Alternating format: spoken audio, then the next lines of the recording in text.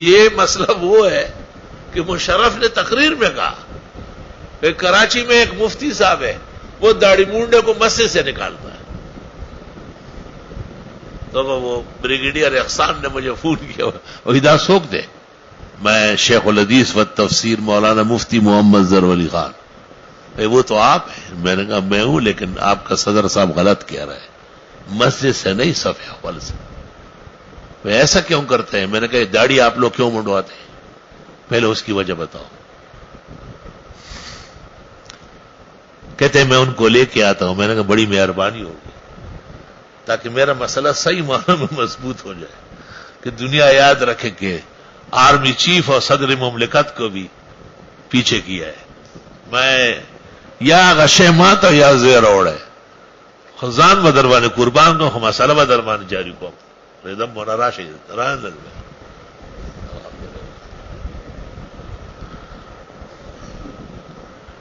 مسئلے پر جب تک آپ ڈٹائی نہ کریں، غیرت نہ کریں، مسئلہ کیسے کامیاب ہوگا؟ چنانچہ حکیم الامت مولانا اشرف علی صاحب رحمت اللہ علیہ اعلی اللہ مقامہ، جب ان سے سوال کیا داڑھی کے بارے میں، تو انہوں نے کہا کہ برادر بزرگ مولانا حسین احمد مدنی نے ایک کالجی لڑکے کے سوال کے جواب میں جو جواب لکھا ہے وہ پوری کتاب ہے، 28 صفحے۔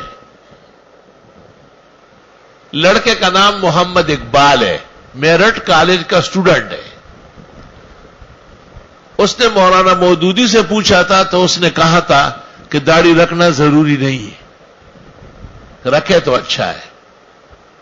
مولانا کو خط لکھا کہ آپ دارالعلوم دیوبند کے صدر مدرس ہیں، آپ بتائیں کہ اصل مسئلہ کیا ہے۔ مولانا نے ہو کشمس فی ضوء السماء و شعلها یغشی البلاد مشارقا و مغاربا، مولانا نے آفتاب کی شعاعوں کی طرح تحقیقات بے انتہا احادیث نقل کی، فقہی عبارات نقل کی، اور مولانا مودودی کی گمراہی اور ان کی فقہی غلطی واضح کی، اور فرمایا کہ نہیں، داڑھی رکھنا واجب ہے، اور نہ رکھنے کی صورت میں گناہگار ہوگا، توبہ استغفار کی ضرورت ہے۔